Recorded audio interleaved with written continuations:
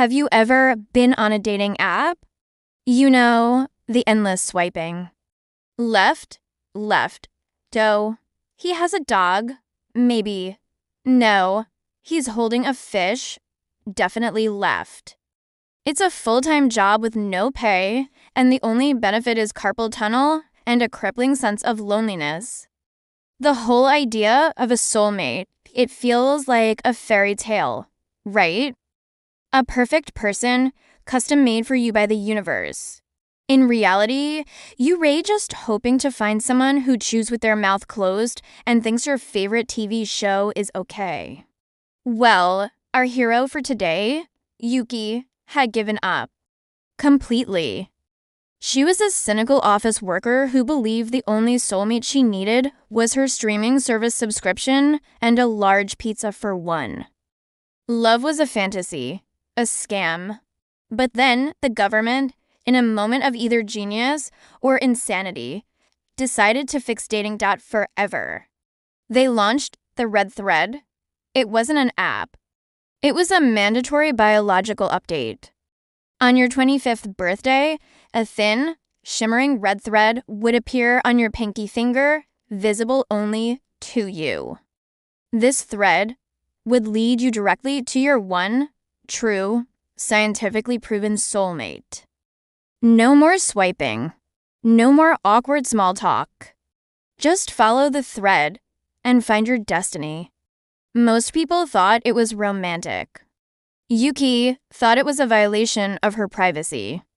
But on her 25th birthday, just like everyone else, a faint, shimmering red thread appeared, stretching from her finger, out her apartment door, and into the world.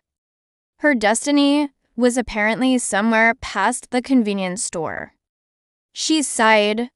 This was going to be annoying. And it was so much worse than she could have ever imagined. Her thread, you see, wasn't a nice, straight line. It was a chaotic, tangled, ridiculous mess. It was like it was being held by a cat on 6 cups of coffee. On the first day, it yanked her out of a very important work meeting because her soulmate was apparently buying a hot dog from a street vendor 2 blocks away. By the time she got there, all she found was a half-eaten bun and a pigeon. The next day, it dragged her onto a packed subway train going in the complete opposite direction of her apartment and forced her to get off 3 stops later in a neighborhood she'd never even seen before. She spent the next 2 hours completely lost. Her soulmate, it seemed, was a chaotic whirlwind of poor planning. The thread led her to the front of a line for a new video game she didn't want, only for it to U-turn at the last second. It pulled her into a deafeningly loud punk rock concert. It even led her to a cat cafe, which would have been fine, except Yuki was violently allergic to cats. She spent the rest of the day sneezing, her eyes swollen shut, cursing the name of a person she had never even met. This wasn't a romantic journey. This was a cosmic prank. Her soulmate wasn't a person. They were a menace to society. After a week of this nonsense, Yuki was done. The thread was pulling her towards a quiet park in the middle of the afternoon.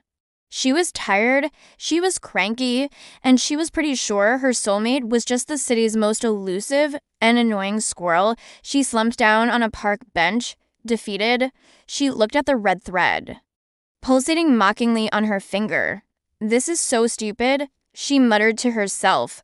There's no such thing as a perfect person.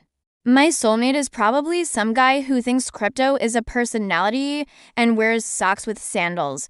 Tell me about it, a voice next to her said. Yuki looked over.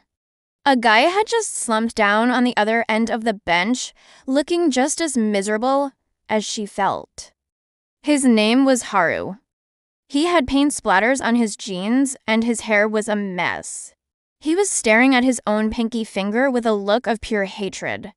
My thread, he grumbled, has been dragging me to the most boring places in the world. I was in the middle of a really good painting, and it forced me to go stand outside an accounting firm for an hour. An accounting firm. Who finds their soulmate at an accounting firm? Yuki stared at him. My thread made me miss a deadline because it wanted me to go to a pet store. Haru's eyes widened. Mine made me leave a gallery opening to go look at blenders in a department store. Yuki couldn't help it. She started to laugh. A real, genuine laugh. Haru started laughing too. This whole thing is a scam, she said, wiping a tear from her eye. The algorithm is clearly broken. Totally broken, he agreed. My soulmate is probably some super organized, boring person who has a color-coded spreadsheet for their sock drawer, and mine is some chaotic artist who can stay in one place for more than 5 minutes, Yuki shot back. And as they sat there, complaining and laughing, they both looked down at their hands. And they saw it. Her chaotic, annoying, tangled red thread, and his boring, frustrating, zigzagging red thread weren't stretching out across the city anymore. They were connected, perfectly. Between the two of them, there was a moment of stunned silence.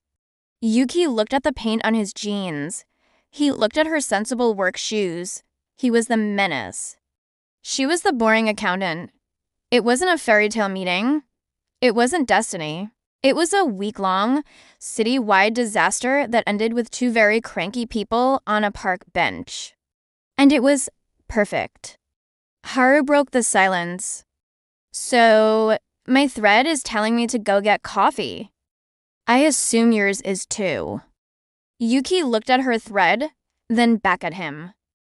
A slow smile spread across her face. Yeah, I guess it is. They stood up and started walking. And they didn't stop complaining the whole way. But this time, they were complaining together. Maybe a soulmate isn't the person who's perfect for you. Maybe it's the person who's just as much of a mess as you are, but chooses to walk beside you anyway.